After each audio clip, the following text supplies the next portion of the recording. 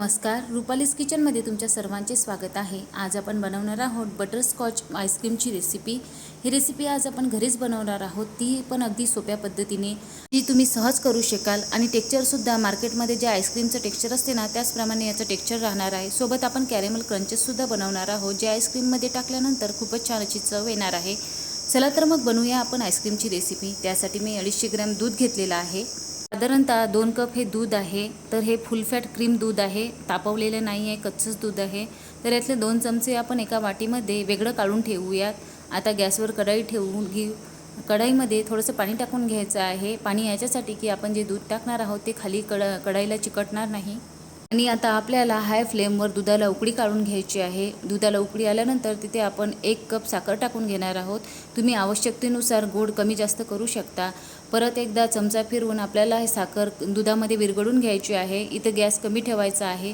तोपर्यंत आपण त्या बाउलमध्ये जे दूध वेगळं काढून ठेवलं होतं त्यामध्ये 2 चमचे कस्टर्ड पावडर टाकणार आहोत. हे दूध एकसारखं मिक्स करून घ्यायचं आहे. यामध्ये एकही गुठळी राहता कामा नये. या प्रकारे आपल्याला ही कस्टर्ड पावडर छान अशी मिक्स करून घ्यायची आहे. तर दुधाला पण छान अशी उकळी आलेली आहे, साखर पूर्णपणे विरघळली आहे. आता आपण इथे कस्टर्ड पावडर टाकून घेणार आहोत. परत एकदा कस्टर्ड पावडरमध्ये जी खाली पावडर बसली असेल त्याला चमचा फिरवून घ्यायचा आहे आणि थोडं थोडं हे दूध आपल्याला कढईमध्ये टाकून घ्यायचं आहे आणि चमचा सतत ढवळत ठेवायचा आहे. 2 ते 3 मिनिटातच हे दूध घट्ट व्हायला लागेल. तर तुम्ही पाहू शकता की हे दूध जवळपास थोडंफार घट्ट झालेलं आहे. परत 1 ते 2-3 वेळा आपल्याला ह्या दुधाला छान अशी उकळी काढून घ्यायची आहे. एक उकळी आल्यानंतर हे दूध परत थोडंसं घट्ट होईल. ज्याप्रमाणे आपल्याला आईस्क्रीमसाठी टेक्स्चर हवं आहे त्याचप्रमाणे आपल्याला या दुधाचं टेक्स्चर करून घ्यायचं आहे. तर आता आपल्याला दुधाला उकळी आल्यानंतर गॅस इथं बंद करून घ्यायचा आहे. तुम्ही बघू शकता की जवळपास असं क्रीमी दूध घट्ट झालेलं आहे. तर आता आपल्याला हे दूध थंड करायचं आहे. रूम टेम्परेचरवर आपण हे थंड करून घेणार आहोत. यासाठी एका परातीमध्ये मी पाणी घेतलेलं आहे, त्यामध्ये हे भांडं ठेवून घेतलेलं आहे. तर जवळपास दूध हे पूर्णपणे थंड झालेलं आहे. दूध थंड झाल्यानंतर खूप घट्ट असं दूध झालेलं आहे. आता हे दूध आपण एका भांड्यामध्ये काढून घेणार आहोत. दूध भांड्यामध्ये काढल्यानंतर त्याला वरून एक पॉलिथिन लावायची आहे. जर तुमच्याजवळ एअरटाईट जो डबा असेल तर त्यात सुद्धा तुम्ही हे दूध टाकून घेऊ शकता. पॉलिथिन याच्यासाठी लावायची आहे की त्यामध्ये आपल्याला बर्फाची लेअर जमली नाही पाहिजे, म्हणून आपण पॉलिथिन लावून घेणार आहोत. आता 4 ते 5 घंट्यासाठी हे दूध आपल्याला फ्रीजमध्ये शिफ्ट करायचं आहे. तर आता आपण आईस्क्रीममध्ये टाकण्यासाठी कॅरेमल क्रंचेस असतात ते तयार करून घेणार आहोत. तर त्यासाठी मी एका कढईमध्ये 2 चमचे साखर टाकलेली आहे. इथे चमचा फिरवायची नाही आहे. हळूहळू साखर थोडी थोडी विरघळू लागेल. नंतर आपल्याला इथे चमचा फिरवायचा आहे. ही साखर मिक्स करत जायची आहे. जसं जसं आपण साखर मिक्स करत जाऊ तसं तसं साखरेचा पाक होत जाईल. तर पाक हा कलर बदलत जाईल. तर तुम्ही बघू शकता की आपली साखर पूर्णपणे विरघळलेली आहे, त्याचा पाक तयार झालेला आहे. नंतर आपण यामध्ये 1 चमचा तूप टाकून घेणार आहोत. तूप टाकल्यानंतर आपल्याला त्यामध्ये थोडेसे ड्रायफ्रूट्स, काजू किंवा बदाम कट केलेले आहेत जाडसर, ते टाकून घ्यायचे आहे. नंतर गॅस बंद करून घ्यायचा आहे. एका प्लेटला तूप लावून हा कॅरेमल क्रंचेसचा पाक आपण त्यामध्ये टाकून घेणार आहोत आणि हा पूर्णपणे पसरून घ्यायचा आहे. तर अर्ध्या घंट्यासाठी आपल्याला हा कॅरेमल क्रंचेसचा पाक आपण बाजूला ठेवून देणार आहोत. अर्ध्या घंट्यातच हा पाक छान सेट होईल. तर तुम्ही बघू शकता की अर्ध्या तासानंतर आपल्याला हा पाक तयार झालेला आहे. आता एका चमच्याच्या सहाय्याने आपण याचं कडा सैल करून घेणार आहोत आणि याचे हे छोटे छोटे तुकडे करून घेणार आहोत. हा पटकनच असा निघणार.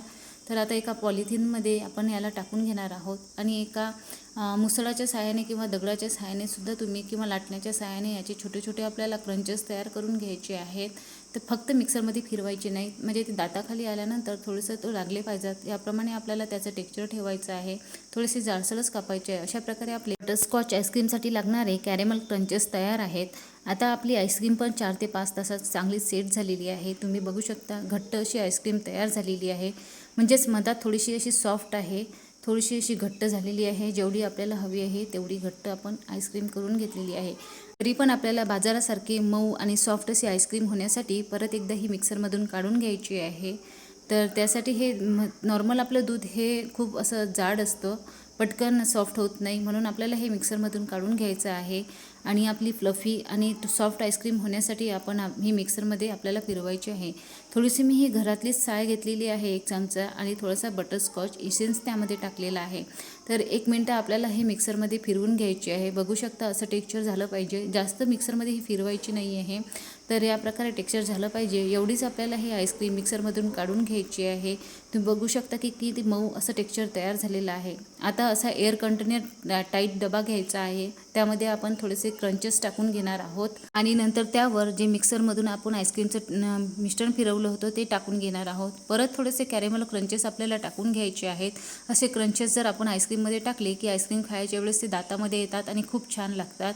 तर पूर्ण मिश्रण आपल्याला टाकून घ्यायचं आहे. परत एकदा थोडेसे कॅरेमल क्रंचेस वरून टाकून घेणार आहोत. तर आता आपण डब्याला पॉलिथिन लावून झाकण पॅक करून घेणार आहोत आणि 10 ते 12 तासासाठी हे आपल्याला फ्रीझरमध्ये ठेवून द्यायचे आहे. तर पॉलिथिन लावल्यामुळे आईस्क्रीम ही मऊ होईल. तर 10 ते 12 तासानंतर तुम्ही बघू शकता की आपली आईस्क्रीम सेट झालेली आहे. खूप छान अशी आपल्या आईस्क्रीमचं टेक्स्चर झालेलं आहे. खूप मऊ अशी आईस्क्रीम झालेली आहे. कॅरेमल क्रंचेससुद्धा खूप छान दिसत आहे. तर आता आपण आईस्क्रीम काढून घेऊया. त्यासाठी मी हा चमचा वापरलेला आहे. वरून खाली हा चमचा ओढत नेला म्हणजे बॉलसारखीच आईस्क्रीम तयार होईल. ही प्रोसेस आपल्याला 2 ते 3 वेळा करायची आहे. म्हणजेच बॉलसारखीच आपली आईस्क्रीम चमच्याच्या साहाय्याने सुद्धा निघेल. तर तुम्ही हे स्कूपरच्या साहाय्याने सुद्धा काढू शकता. तर तुम्ही पाहू शकता किती सॉफ्ट आणि मऊ अशी आईस्क्रीम दिसत आहे. दुसऱ्या एक चमच्याच्या साहाय्याने आपल्याला ही आईस्क्रीम एका बाउलमध्ये काढून घ्यायची आहे. तर अशाच प्रकारे आपण दुसरीसुद्धा आईस्क्रीम सर्व करणार आहोत. तर दिसत आहे ना आपली आईस्क्रीम मार्केटसारखी चवीलासुद्धा एकदम मार्केटसारखीच ही आईस्क्रीम लागते. नक्कीच करून बघा आणि कशी झाली आहे ते कमेंटमध्ये मला नक्की सांगा. अशाच माझ्या नवनवीन रेसिपीज पाहण्यासाठी माझ्या चॅनलला लाईक आणि सबस्क्राईब करायला विसरू नका. शेअरसुद्धा करा. धन्यवाद.